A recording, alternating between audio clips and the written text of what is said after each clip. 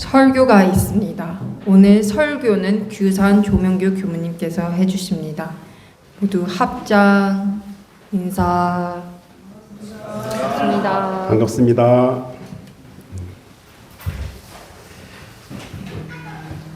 오늘 불기 2569주년 석존 성탄절 부처님 오신 날을 맞이해서 석가모니 부처님의 자비 훈풍과 그리고 지혜 광명이 온 누리에 또 저희들에게 가득하기를 기원드립니다. 또한 저희들 부처님 법문에 인연을 맺고 부처님 회상에 참여하게 된 큰 홍복을 받고 있음에 감사의 마음을 올립니다. 더욱이 석가모니 부처님의 법의 수레를 다시 굴리셔서 이런 회상을 열어주신 대종사님의 은혜 또한 깊이 느끼게 하는 오늘입니다. 마침 오늘 부처님 탄생일이잖아요. 동시에 우리 대종사님 탄신일인 거 아세요? 이렇게 두 성자의 탄생일이 한날 동시에 있는 것 참 드문 일입니다. 연등이 참 이쁘게 달렸죠. 예, 연등 작업을 하면서 이렇게 각각 연등의 발원인 명단을 이렇게 하나씩 정리해 가면서 또 이렇게 걸어가면서 우리 발원인 모두에게 이 부처님의 자비와 또 지혜 광명이 이 연등처럼 두루 비춰지기를 마음속으로 염원하면서 작업을 진행했습니다. 지난주 조금 한 10일 정도 됐던 것 같아요. 우리 가까운 곳에서 부처님 오신 날 연등 행사가 있다 그래서 작년에도 제가 가서 굉장히 감동을 많이 받고 왔거든요. 그래서 올해도 꼭 가봐야 되겠다 해서 갔어요. 종로를 나갔는데 가는 중에 지하철이며 종로 거리며 정말 단아하고 예쁘게 곱게 한복을 차려입으신 분들이 굉장히 많으시더라고요. 손에는 연등 하나씩 이렇게 들고요. 연등 행사가 시작이 돼서 종로를 쭉 연등 행렬이 지나가는데 그 행렬이 끝도 없어요. 수많은 불자들 그리고 정말 아름답고 웅장한 대형 연등 행렬이 정말 장관이더라고요. 이 연등 행사가 지금 유네스코 문화유산으로 등재가 돼 있다고 그래요. 그러면서 이런 생각 해봤습니다. 석가모니 부처님 참 좋으시겠다. 당신 생신날 이렇게 축하를 받고 경축을 받고 아마 부모님 생신 때도 한복 안 차려 입지 않나요? 정말 예쁘게 한복을 차려입은 그 수많은 불자들을 보니까 이 석가모니 부처님의 그 법음이 2600년이나 지난 현재까지 이렇게 생생하게 전해지고 있음을 좀 실감하게 되었습니다. 과연 도대체 석가모니 부처님이 어떠한 성인이시길래 이렇게 수많은 불제자들이 전 세계에서 오늘을 경축하고 또 우리 원불교에서는 경축일로 지정을 해서 또 오늘과 같은 이런 경축 기념식을 올리게 되는지 그 의미를 새겨볼 필요가 있겠다라는 생각을 해봤습니다. 저는 사실 고백을 하자면 이건 고백이에요. 이런 생각을 했었거든요. 출가 서원을 하고 예비교무 시절에 공부를 막 시작할 때 이런 의문이 있었어요. 대종사님께서 금강경을 보시고 과거에 수많은 성인이 다녀가셨는데 그 성인들 중에 가장 으뜸 성인은 석가모니물이시다. 나의 본사 삼겠다. 근본 스승 삼겠다. 그러셨거든요. 그리고 연원을 석가모니 부처님에게 대겠다. 그러셨죠. 또 있어요. 이거는 우리 대종경에는 빠져있는 본문인데요. 제가 일부러 실어놨습니다. 대종사 약전이라는 책이 있습니다. 송도성 선지님이 직접 수필하신 본문인데요. 회보 1번에 제가 실어놨습니다. 거기에는 뭐라고 대종사님이 말씀하셨냐면은 우리의 주경 또한 금강경으로 정하겠다. 그렇게 발표까지 하셔요.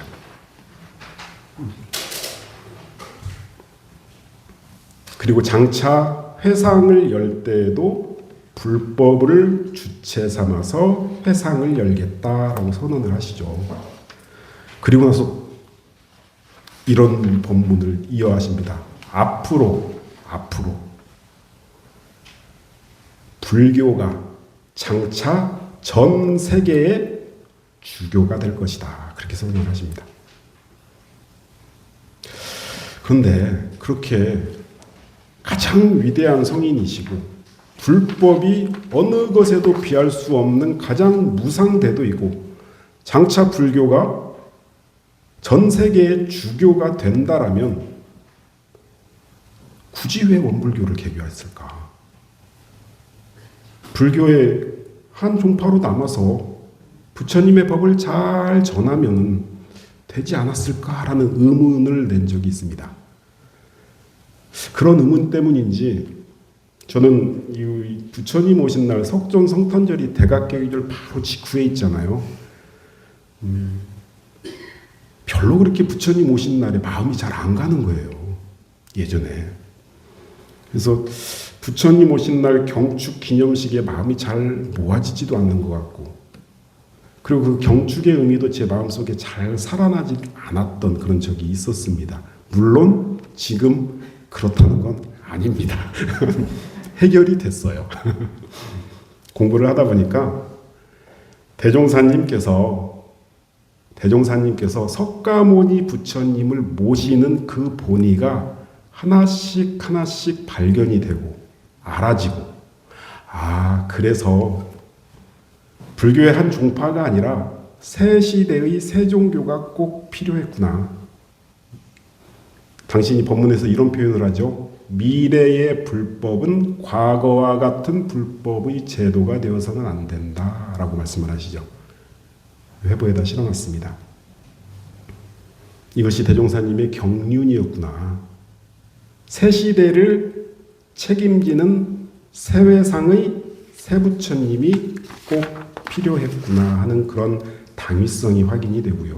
그러면서 이러한 새회상 원불교가 그리고 새부처님 대종사님이 있게 된 그 바탕에는 석가모니 부처님이 계시는구나.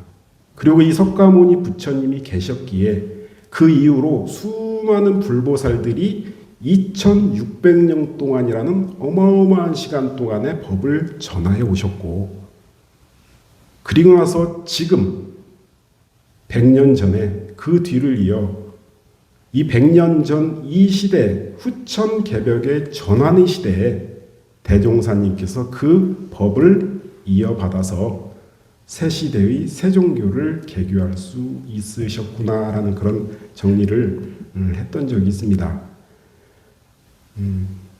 그래서 이 석가모니 부처님이 오신 이 날을 우리가 경축하고 기념하는 것은 원불교 교단의 당연한 도리다라고 생각을 했습니다. 우리 교도님들도 우리 오늘 부처님 오신 날을 경축하고 기념하는 이 자리에 우리 스승님이신 대종사님께서 당신 스스로 나의 근본 스승은 석가모니 부처님이다. 석가모니 부처님은 나의 본사이다. 근본본의 스승사자거든요. 나의 본사이다 라고 말씀하신 뜻을 잘 새기시면서 오늘 경축의 마음을 모아주시면 좋을 것 같습니다. 자, 우리가 석가모니 부처님 하면 떠오르는 단어가 두 가지가 있어요. 늘 석가모니 부처님 하면은 석가모니 부처님은 이런 분이지라고 하는 두 가지 단어가 있는데 하나는 부처님 하면 자비, 그렇죠? 또 부처님 하면 지혜. 이 두 가지가 석가모니 부처님을 설명할 때 늘 빠지지 않는 그런 표현입니다. 부처님의 대자대비, 부처님의 지혜 광명. 그래서 오늘은 석가모니 부처님의 이 두 가지 대자대비와 지혜 광명에 대해서 말씀을 드리면서 부처님 오신 날을 좀 기념해 볼까 합니다. 자, 자비라는 게 뭘까요? 자비라는 게 참 참 자비스럽다 하면 늘 따뜻하게 품어주고 늘 보듬어 주시고 늘 염려해 주시고 하는 마치 부모님의 사랑 같은 그런 것을 우리가 자비라고 표현을 하잖아요.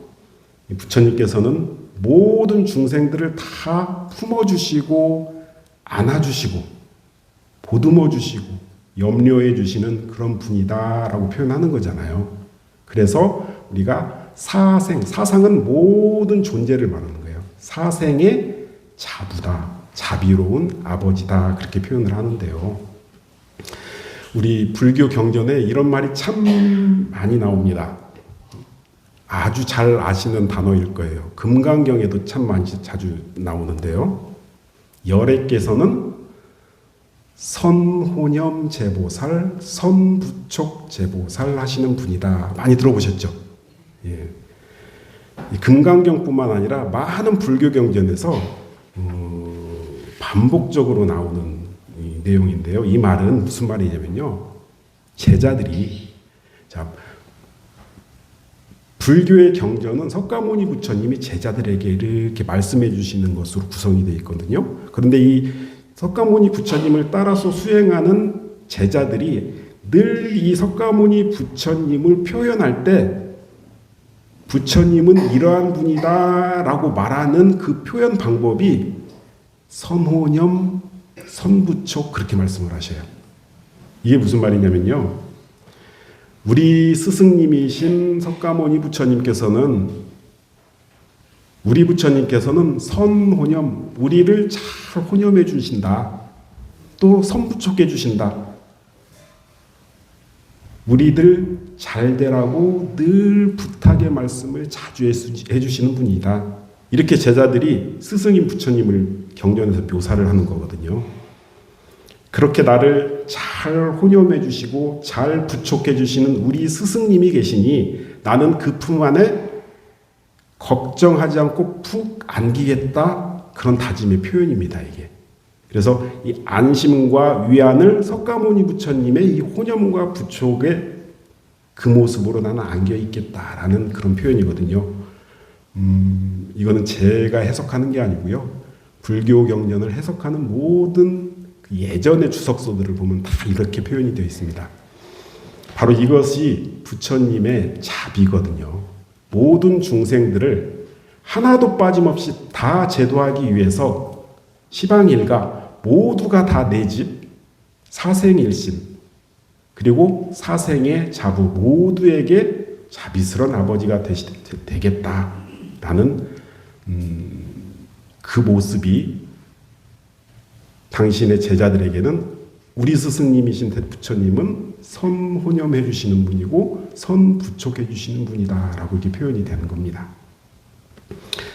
저희들도 기도를 할 때면은 기도문에 호념하여 주시옵소서 그런 표현 많이 쓰시죠. 예, 마찬가지입니다.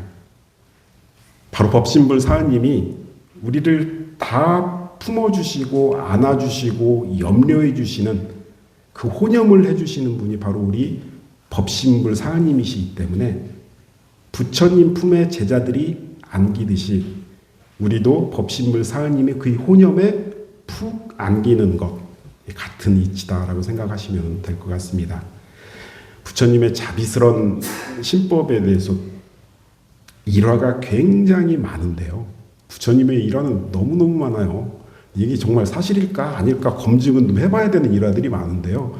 그 중에서 사실이라고 검증된 일화 2개를 좀 소개를 해드릴게요. 한 일화는 우리 교도님께서 참 많이 들으셨을 겁니다. 그런데 이 부처님 오신 날에 설법하시는 우리 교부님들께서 참 많이 사용하시는 예화인데요. 많이 들으셨을 거예요. 근데 저는 이 예화가 참 좋아서 들으셔도 또 한 번 상기하시라고 한번 들려드릴게요. 석가모니 부처님께서 어느 왕국을 이제 방문을 하시는데 그 소식을 듣고 그 나라의 왕과 귀족들이 석가모니 부처님을 맞이하기 위해서 크고 화려한 등을 만들어서 부처님 오시는 길에다 쫙 밝혀놓습니다. 그런데 거기에 살고 있던 가난한 노파 여인이 한 분도 부처님이 오신다니까 당신도 등을 좀 밝히고 싶어요. 부처님 오시는 길에. 그런데 가진 것이 하나도 없습니다. 그래서 하루 종일 굶으면서 구걸해 가면서 겨우 동전 한 입을 구걸을 해서 얻어요. 그래서 그걸 가지고 기름집에 가서 요만큼의 기름을 얻어가지고 아주 초라한 등을 하나 만들어서 부처님 오시는 길에다가 올립니다. 그런데 밤이 깊어지고 세찬 바람이 불어요. 그러니까 모든 등들이 하나씩 하나씩 그 바람에 꺼져가요. 꺼져가는데 유일하게 그 정말 보잘것없는 그 조그만 등만 안 꺼지고 계속 타 있는 거예요. 그러니까 부처님 제자 한 분이 저것도 마저 꺼야 되겠다 해서 가서 끌려고 하는데 부처님께서 놔둬라 하시면서 이렇게 말씀을 하십니다. 비록 가난하고 보잘품없고 작은 등이지만 그 여인의 지극한 정성이 깃들어 있기 때문에 저 등은 결코 꺼지지 않을 것이다 라고 말을 하십니다. 많이 들어보셨죠? 부자들이 자랑하듯 엄청 화려하게 만든 그 등보다 가난한 노파의 온 정성이 깃든 작은 등 하나가 더 가치가 있다라는 일화로 소개가 되고 있는데요. 이 일화의 이면에는 가난한 노파마저도 소중히 여기는 부처님의 자비심이 그 근본에 있다라는 일화입니다. 어느 누구도 부처님은 다 품어 안으시는 그런 자비의 부처님이다라는 그런 일화죠. 또 한 가지 예화가 있는데요. 저는 이 예화가 정말 사실일까 해서 많은 문헌을 찾아봤어요. 근데 사실이더라고요. 아무리 성인이라도 이런 신법이 나올 수 있을까라고 제가 적잖이 충격을 받았던 내용인데 한번 들어보세요. 대반 열반경에 나오는 경전입니다. 이 대반 열반경이라는 것은 석가모니 부처님이 돌아가시는 그 상황을 묘사하는 경전이에요.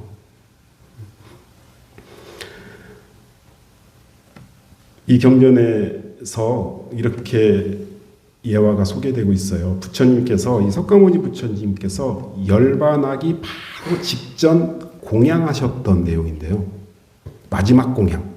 이 공양 후에 바로 이제 돌아가시거든요. 이 한 마을에 대장장이가 살고 있었는데 이 사람에게는 쿤다라는 아들이 있었어요. 근데 이 아들 쿤다가 바로 이 부처님께 마지막 공양을 올린 주인공입니다. 근데 그 당시에 대장장이라는 직업은 오늘날로 치면 굉장히 기술직에 있는 직업이에요. 그래가지고 그만큼 큰 재산을 가지고 있었어요. 대장장이가. 그래서 그 대장장이 아들 쿤다 역시 아주 재산이 많은 사람이었습니다. 부처님께서 인근 마을을 방문하신다는 소식을 듣고 내가 부처님을 초대해가지고 식사 공양을 한번 올려야 되겠다 그렇게 마음을 먹은 거예요. 근데 부처님이 그 당시에 나이가 80살이었어요. 80세. 굉장히 장수하신 거죠. 그때 당시에. 그런데 부처님과 그 제자들이 굉장히 많이 이렇게 그 유행을 이렇게 다니셨거든요. 그 당시에 이 마을 저 마을 다니셨는데 법을 전하기 위해서 그 모든 그 비구 승려들까지 다 초대를 합니다. 자기 마을로. 그래가지고 식사 대접을 아주 거하게 식사를 한번 내셔요. 이 쿤다가 정성스럽게 음식을 준비하고 나서 이제 공양이 시작됐습니다. 근데 많은 음식을 준비했는데 그 중에서 정말로 그 당시에 구하기도 힘든 귀한 버섯으로 요리한 음식이 하나가 있었어요. 근데 이 부처님께서 그 버섯 요리를 먹으십니다. 먼저 먹으시는데 몇 입을 이렇게 뜨시더니 내려놓으시고 이런 말씀하십니다. 이 버섯 요리는 다른 비구 승려들에게 절대로 주지 마라. 내 상에만 놓아라. 그렇게 말씀을 하셔요. 그리고 내가 다 먹지 못한 버섯 요리는 바로 땅에다 묻어라. 그러셔요. 이 쿤다는 영문을 모른 채 시키는 대로 했죠. 사실 이 쿤다가 정말 정성껏 준비한 이 버섯 요리는 어떤 이유인지는 모르겠지만 심하게 상한 요리였습니다. 부처님께서는 맛을 보시고 이걸 알으셨지만 쿤다의 정성이 지극해서 그 공양을 받으신 거고, 그 음식을 드시고 난 뒤에 누구도 이것을 못 먹게 하게끔 웅덩이를 파서 묻어라, 그렇게 하신 거죠. 그런데 그 자리에서 이 음식 상했다라는 말은 절대 하지 않으십니다.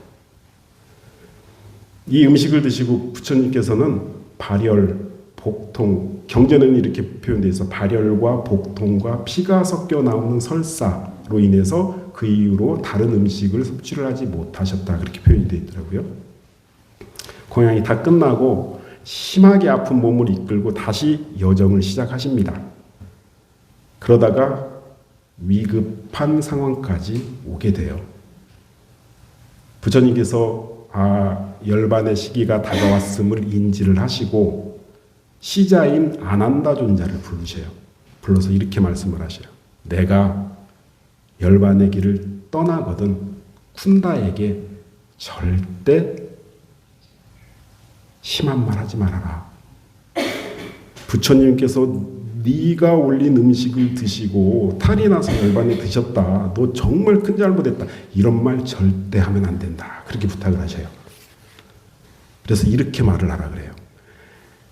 쿤다야, 부처님께서 네가 정성껏 올린 음식을 정말 맛있게 드시고 열반에 드셨으니 너 정말 큰 공덕 쌓았다. 그렇게 말만 해라. 이렇게 부탁을 하십니다. 쿤다에게 자책감 안 생기게 꼭 그렇게 말을 해라, 신신당부를 하셔요. 그리고 얼마 후에 거연히 쌍림 아래에서 열반에 드십니다. 부처님께서는 마지막까지 당신을 위해 음식 공양을 올린 대장장이 아들 이 쿤다를 걱정하고 계셨죠. 나 때문에 부처님이 돌아가신 건가 하는 그런 자책감을 염려하셨잖아요. 그리고 나서 큰 연민심, 그 자비심으로 쿤다를 축원해 주시고 또 그에게 선업의 공덕을 내려주시고 길을 떠나시는 겁니다. 이게 대반열반경이라는 경전에 실려 있는데 이때 부처님께서는 나이가 80세이셨어요. 80세에 열반을 하셨거든요. 이때 이미 걸음걸이나 모든 건강이 더 이상은 노안으로 지속할 수 없는 지경에 이미 계셨습니다. 그리고 이미 몇 해 전부터 당신은 열반의 준비를 구체적으로 하고 계셨어요. 구체적으로 하고 계셨어요. 그게 대반열반경에 참 자세히 나오거든요. 그런데 마지막 가시는 길까지 쿤다라는 중생 그 한 사람이라도 더 제도하고 싶다. 그 한 사람이라도 놓치지 않겠다라는 그 큰 자비심을 보여주신 게 아닌가 그런 생각이 좀 들었습니다. 이것이 바로 석가모니 부처님의 신법입니다. 대자대비의 마음입니다. 바로 성자의 신법은 누구에게도 소홀하지 않는 자비심으로 나타나는 것이고 그 한량없는 부처님의 자비심을 우리가 알기 때문에 이렇게 부처님을 경배하고 또 오신 날을 경축하는 것 같습니다. 우리가 이렇게 연등을 밝히는 이유가 여기에 있는 것 같아요. 부처님의 자비등불이 온누리에 환하게 밝혀지기를 기원하는 것이고요. 또 내 스스로 내 안에 그러한 부처님의 자비가 가득하기를 염원하면서 연등을 밝히는 게 아닌가 그런 생각이 좀 들었고요. 우리 대종사님도 석가모니 부처님 못지않은 대자대비의 예화가 굉장히 많습니다. 하나 소개를 해드릴게요. 실시품 6장 법문을 보면 이런 법문이 나와요. 어떤 제자가 총부에 살면서 교칙을 크게 위반을 했나 봐요. 엄청난 잘못을 한 것 같아요. 뭘 잘못했는지는 안 나와요. 하여튼 교칙을 크게 잘못했느니라 이렇게 나와요. 그러니까는 그 제자들이 회의를 해요. 이 사람 안 된다 이래 나누면 총부에서 추방해야 된다라고 회의를 해요. 그랬더니 대종사님이 그 소식을 듣고 불이 나게 오셔가지고 그 회의에 참석한 제자들을 엄청나게 혼내십니다. 이렇게 말씀하셔요. 너희가 어찌 차마 이러한 회의를 하고 있냐? 이것은 내 뜻이 결코 아니다. 나는 몇만 명의 제자만이 내 사람 아니다. 몇만 평 시설만이 내 도량 아니다. 온 세상 사람이 다 내 사람이고 온 세계 시설 모두가 다 내 시설이다. 나를 따르던 사람이 지가 나를 버리고 갈지언정 내가 먼저 저를 버릴 일은 없다라고 하셔요. 하면서 그 잘못한 제자를 직접 부르십니다. 직접 불러서서 우리 대종교에 이렇게 표현하셔요. 엄하게 꾸짖기도 하시고 타이르기도 하셔서 마침내 개과천선을 하게 되었다. 그런데 제가 이 우리 스승님들한테 이분이 누구셔 이렇게 잘 안 알려주시더라고요. 그런데 개과천선 하셔가지고 교단에 아주 중요 인물이 되셨다고는 해요. 대종사님의 대자대비의 신법 확연하게 볼 수 있는 그런 법문이죠. 자, 우리 교도님들도 이 모든 중생들을 잘 혼염해 주시고 잘 부촉해 주시는 선혼염 선부촉해 주시는 부처님과 대종사님의 대자대비에 안심하고 푹 안기시고 나 스스로도 부처님과 대종사님과 같이 또 가족들에게 또 모든 대하는 인연들에게 자비심을 베푸는 그런 성자의 신법으로 거듭나겠다는 그 다짐을 하는 것이 오늘 부처님 오신 날을 기념하는 일이 되지 않을까 생각을 합니다. 두 번째, 부처님 하면 떠오르는 대표적인 단어가 또 하나 있었죠. 지혜광명. 자, 부처님께서 이런 법문을 하신 적이 있어요. 저는 이 법문을 참 좋아합니다. 우리 마음 공부하고 똑같거든요. 잘 들어보세요. 부처님께서 부자든 가난하든 신분이 높든 낮든 남자든 여자든 건강하든 아프든 번뇌와 고민이 없는 사람은 이 세상에 단 한 사람도 없다. 그러세요. 그런데 이 중생들은 이 번뇌와 고민이 다 누군가로부터 받은 것이라고 생각을 해서 남편 때문에 자식 때문에 뭐 때문에 하면서 다 바깥 탓을 하고 있다. 그래서 이 괴로움을 벗어나려면 남편을 고치고 자식을 고치고 바깥을 고쳐야 한다고 알고 있다. 그런데 그 바깥은 절대 고쳐지지 않는다. 왜? 그것은 괴로움의 원인이 아니기 때문이다 라고 말씀하셔요. 많이 들어보셨죠? 하면서 괴로움이 밖으로부터 오는 것이 아니라 내 어리석음과 무지와 알지 못함에서 모든 괴로움이 생겨난다라고 법문을 하셔요. 그러면서 이런 비유를 법문에서 해주십니다. 잠을 자는데 꿈속에서 강도를 만나면 누군가가 나타나서 강도로부터 나를 보호해 주길 원한다. 그런데 그것은 강도로부터 벗어나는 해결 방법이 아니다. 눈만 번쩍 뜨면 이것이 꿈이었구나 하고 강도로부터 벗어나게 된다. 이것이 깨달음이다. 원래 강도도 없고 나를 도와주는 사람도 없고 원래 괴로울 일도 없다. 이렇게 꿈에서 깨는 것이 바로 깨달음이고 이것을 지혜라고 한다라는 법문을 하십니다.